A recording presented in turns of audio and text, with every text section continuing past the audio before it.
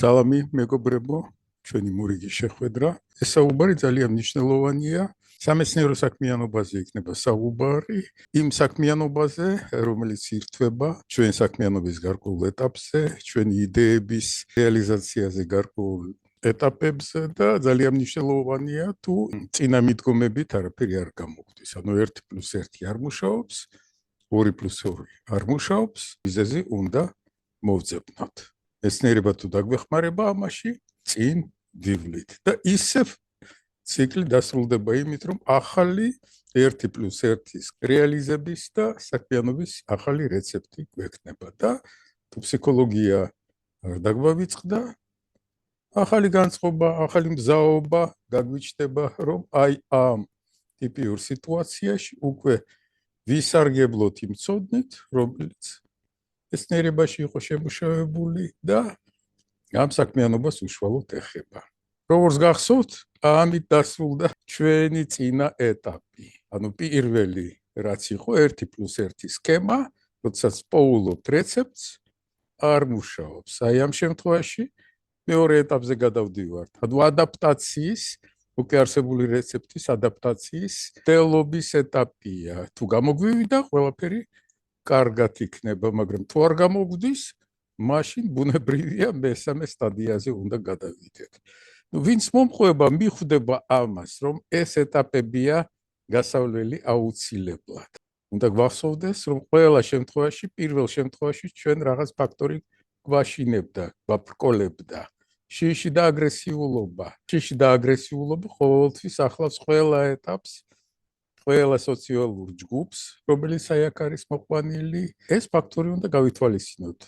2+2-ზე თუ გადავდივართ, შიში უნდა დავძლიოთ. თუ არ გამოგვივიდა რამე 3+3 სქემაზე თუ გადავდივართ, აქაც შიშია ჩვენი მთავარი დაბრკოლება. უნდა დავძლიოთ. სხვანაირად ამოცანას ვერ გადავწყვეტ და ჩვენი ცხოვრება არ შეიცვლება. დასკვნა უნდა გავაკეთოთ, რომ ამან არ იმუშავა, ანალოგია არ მოიძებნა, აქაც ანალოგია არ მოიძებნა, არც მისმა მოდიფიკაციამ უშველა, თუ მსგავსი ანალოგი მოიძებნა, მაგრამ ვერაფრით ვერ მოვახდინეთ მისი მორგება, დეტალებში თუ არაფერი არ გამოგვივიდა. მაშინ ჩნდება ვარაუდი, რომ რაღაც ფუნდამენტურ კანონზომიერებასთან გვაქვს საქმე, რაღაც ძალიან მნიშვნელოვანს ვერ ვითვალისწინებთ. მეცნიერებას უნდა მივმართოთ.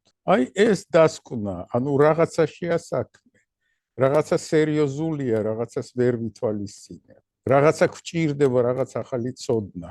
საბედნიეროდ მოვძებნეთ ადამიანი, შევეკითხეთ, ეს შეიძლება იყოს ჩვენი მეგობარი მეცნიერი, ბებია, ბაბუა, ისევ ვიმეორებ ამას, რომ ჩვენი მთავარი ამოცანა არის გენიოსი, რომელიც დაიბადა ოჯახში, მივიდეს იმ სტადიამდე, როდესაც დაიკავებს ათანადო ადგილს და ექსპერტი გახდება და შეიძლება მაშინ ვიღაცამ ან ჩვენ მივმართოთ მას აი ამ შეკითხვით, რა ხდება. ეხლა ჩვენ ვიწყებთ აი აქ სლაიდების უკვე გარკვეული ეტაპია, სადაც თქვენ თვითონ უნდა იმუშაოთ. სიტყვებით კომენტარები არ გვიჩვევის. გადავრთავთ ამ მიმდევრობით აი ამ სლაიდებს და ვიწყოთ.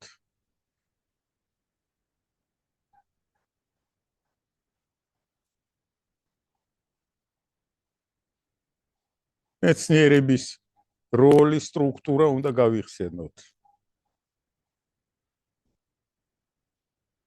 აქაც ყველაფერი ნაცნობია. რა არის მიზეზი? მეცნიერება ჩვენ სოციალურ ცხოვრებაში რა როლს იკავებს? აი გამოვყავით მთავარი ფაქტორი. გახსოვთ? ზომა და რიცხვი. მეცნიერება ამას გვთავაზობს, რომ სოციალურ ჩვენ ცხოვრებაში, ყოველდღიურ საქმიანობაში ეს გამოვიყენოთ. მაგრამ ჯერჯერობით ამას წინააღმდეგობას უწევთ ჩვენ და ისე არ გამოგვდის, როგორც თვლით, რომ საჭიროა. სულ არის ესეთი დავა. მეცნიერება გვეუბნება, რომ საყოველთაო სერიოზული საბუნებისმეტყველო განათლება უნდა მუშაობდეს. სოციალური სისტემა, ძირითადად ჰუმანიტარული მეცნიერებები გვეუბნებიან სიტყვებით საკმარისია, არ გვინდა რიცხვი, ზომა, თავის მტრევა, შეგვიძლია სიტყვებით ვისარგებლოთ. არ გამოდის. არა და არ გამოდის. ვნახეთ ექსპერტი, დავიწყეთ იგივე საქმიანობა.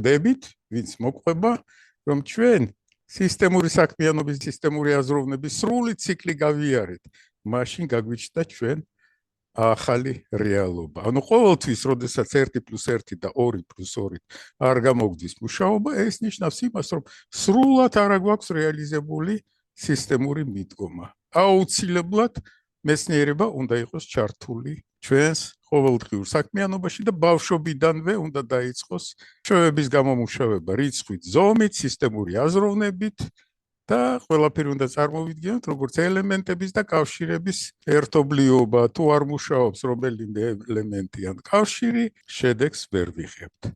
ანუ 3+3 არის სისტემური აზროვნების მთავარი მიდგომა.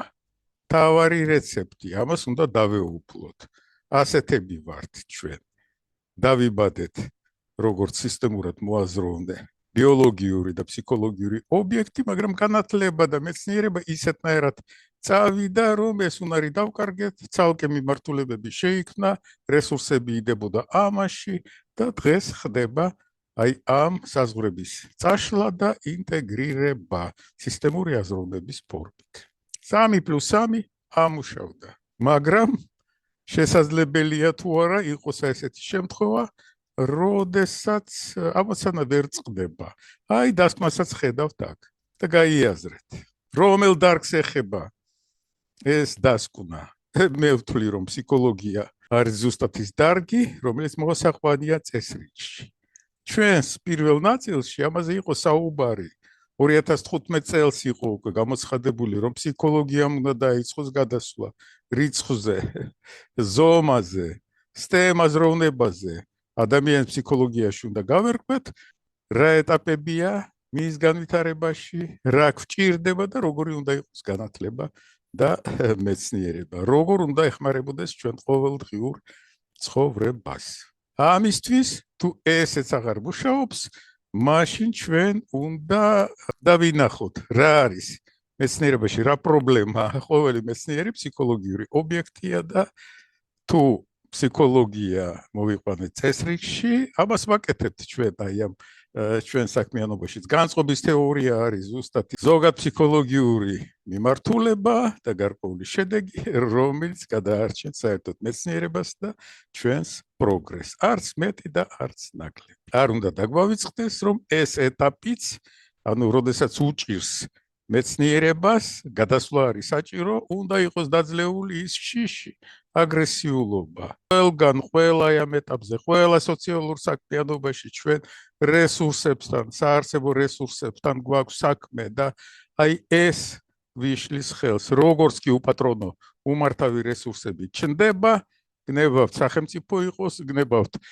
განათლების და მეცნიერების სისტემა, ან განათლების ცალკე, მეცნიერების ცალკე, სკოლაშიც კი, ცალკეულ საბავშვო ბაღშიც კი არის გარკვეული რესურსები ჩადებული და ამ რესურსების გარშემო თუ არ არის თამაშის წესები ბჭყალებში შემუშავებული და თუ არ ვიცავთ ამას, ჩვენ ვიღებთ პრობლემებს. დავასრულე ეს მოკლე, მაგრამ შინაარსის თვალსაზრისით ძალიან დატვირთული ვიდეო, იმედია, რომ ამით დაინტერესდებით. ყოველ შემთხვევაში, თუ არ დაგაინტერესებთ, გადახედეთ მაინც, რომ მეცნიერების მიმართ გქონდეთ პატივისცემა და იცოდეთ რამხელა ძალა. მეცნიერება კრიზისშია, გითხარით მაშინ, რომ დეზინფორმაცია ვრცელდება, ამას დღესაც ვაკვირდები, ანუ იწყება ხელოვნური ინტელექტი თავის საქმეს აკეთებს, ხო? პრიორიტეტის დაკავება უნდა აი ამ საქმიანობაში. ისევ რესურსებზეა საუბარი, ანუ მის უკან დგას გარკვეული ხალხი, რომელიც აი ასეთნაირად შეეცდება ჩემი და თქვენი რესურსების დაუფლებას. გრძელდება ჩვენი პროექტი. კვერცხი უნდა მოვხარშოთ უკვე შემდგომი ჩვენი შეხვედრების დროს. ანუ უკვე 1+1, 2+2 და 3+3 ამ მიდგომებით განვიხილოთ ეს ამოცანა. იქნება იმდენად ღრმა და სერიოზული შეკითხვები, რომ ჩვენ 3+3-დან გასვლის ამოცანებიც კი გვექნება. ნახვამდის, მომავალ შეხვედრამდე.